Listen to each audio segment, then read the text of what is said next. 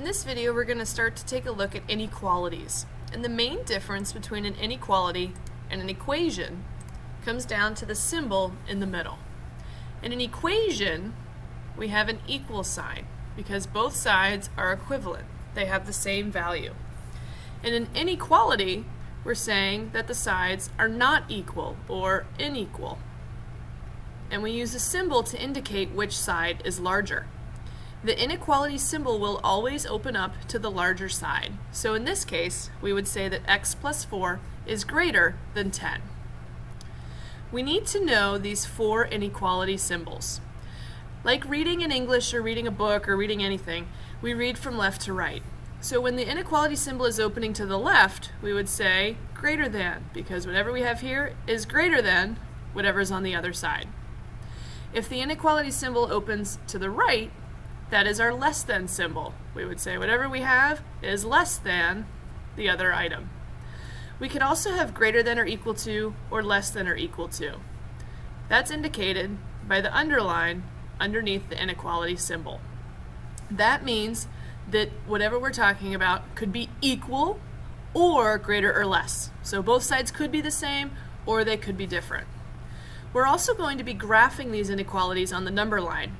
And we're going to use circles where we start the inequality graph, and we're going to leave that circle either open or closed in to indicate whether a value is included. If we have that or equal to, that means that a value is included because it could be that number. Otherwise, we would say it's strictly less than or greater than, and the value that we start at is not included. So for this first example, we want to graph the inequality. Anytime we graph the inequality, we first need to label our number line. The first number I'm always going to put on the number line is 0.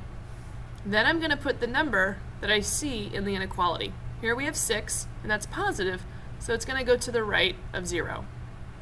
Then I'm also going to write the opposite of this number, which is -6. Now I'm going to look at this symbol. This is a greater than symbol, and there's no underline. So that means that the 6 cannot be a possible answer. X must be greater than or bigger than 6. Because it cannot be equal to 6, we're going to put an open circle here. And then we want everything that is greater than or bigger than 6. And we can just check a number here if we want. 0 is not bigger than 6, but 7, 8, 9, and 10 are. So we're going to draw an arrow that goes out this way. So we want all the values that are greater than 6. And now over here, these are what we call possible solutions. And we're going to circle any number that is what we call a solution to this inequality. When we solved an equation, we got one specific answer. X equals 2, x equals 3, x equals -4 or -3. But here we have a range of answers. Our answer for x is greater than 6 means that our answer could be any number that is larger than 6. So that's not -5, it's not 0. But it is 7, it is 12, it's not -20, and it can't be 6 because we have that open circle and we want everything bigger than 6. So 6 is not bigger than 6, so we do not circle it. In our next example, we have x is less than or equal to -8. So we know that it's the or equal to because we have the underline here. So the first number I put on my number line is 0. Then I put down -8 and its opposite, which is +8. Because we have that or equal to, we're going to put a filled in circle at this number, -8. So I'm going to draw that circle and I'm going to fill it in. And now I want everything less than -8 or smaller than -8. If I think about 0, that's bigger than -8, so I can't go this way. I have to go to the left. And now we want to circle any possible solutions. If we think about -10, it's going to be about here on the number line. Our arrow points to that solution, so we can circle it. -2 would be right about here, so that's no good. 8 is right here, not part of our graph. -8 is part of our graph because we have the filled in circle, or what we call a closed circle, because we're including that value. X could be less than -8, or it could be equal to -8. So that is a solution in this case. Next we have 4 which would be right about here, not part of our solution, and negative 6, which again is not part of our solution. Go ahead and pause the video and see if you can do the graphs for the next two inequalities. Then circle the possible solutions for each one. Alright, go ahead and check your work. For our first one in orange, we had x is less than negative 3, so we want every number that is smaller than negative 3. Those are going to be to the left. Remember, smaller numbers are always to the left on the number line. If we look at our solutions, negative 5 is the only value here that is smaller than negative 3. We can't include negative 3 because this one has an open circle. We're saying x must be smaller than negative 3. It can't be equal to negative 3.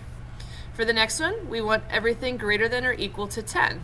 So we have a closed filled-in circle because we can include 10, and we can also include 15 as a solution. All right. Go ahead and pause the video and try the first two on your own.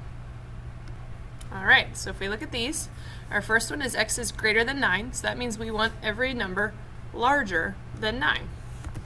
So we have an open circle at 9, and everything larger is to the right. The only solution that we can circle here is 12. We can't include 9 because it's an open circle. For the next example, we have x is less than 0. That means we want every number that is smaller than 0. So we have an open circle because we're not including 0, and everything that's smaller is over to the left. We can circle negative 7, negative 8, and negative 1, but we can't circle 0 because it's not included. We don't have that or equal to.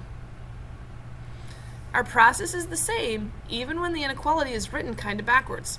Usually what I'll recommend doing is reversing it before we move on. So I'm going to change sides with the x and the 7. Now I'm going to say, all right, this was opening towards the x, so I need to make sure that I keep it opening the same way. And now I don't care about this anymore. I'm only going to focus on this inequality down here.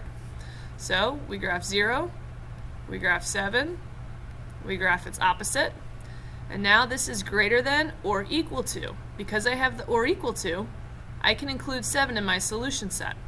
Because it's greater than, we want all the numbers that are to the right on the number line. Negative 1 is not bigger than 7, neither is negative 3, negative 6, negative 7, or 5. We can circle 7 because we have that filled in circle. Go ahead and pause the video and try the last one on your own. Alright, so first we have negative 3 is greater than or equal to x. That means that negative 3 is bigger than whatever the value of x is. However, it can be kind of confusing to graph this way, so we're going to flip everything. We're going to change places between the x and the negative 3, and when we do that we have to make sure that the inequality symbol, which was opening to the negative 3, stays that way. Then, because we have the or equal to, we're going to fill in the circle at negative 3, and because it's x is less than, we want everything to the left of negative 3. Then when we're looking for solutions, this should be 3 here, we want to circle everything that is smaller than or equal to negative 3. Negative 3 is equal to negative 3, so we can take that one, but all of these other numbers are larger than negative 3 and cannot be circled. Finally, we want to be able to work backwards. So when we do this, we're given the graph, and we have to look at the circle and the direction that the arrow is going in order to figure out the inequality. The first thing that we're going to do is write down our variable, and then whatever number the circle starts at. So in this case, we have negative 2. Now, I'm going to look at the direction of my graph. We start at negative 2, and we're now highlighting numbers that are bigger than negative 2. That means that x must be greater than negative 2. Now I look at my circle. Here it's open, so it's going to stay greater. When my circle is filled in, remember that's where we include the or equal to. For this next one, we do the same thing. I start with x and the number where my graph cuts off. Then I say, okay, we're going to the left. These are all numbers that are smaller than 4, so x must be less than. But we also have this filled in circle. So that means I'm going to also include the or equal to.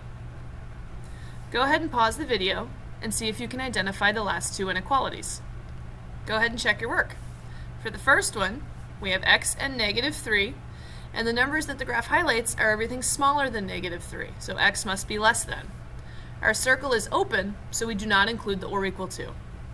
For the bottom example, our graph starts at 1, so we have x and 1, and then we highlight numbers that are bigger than 1, so our graph must be greater than. But we also have a filled-in circle. That means that x could also be equal to 1.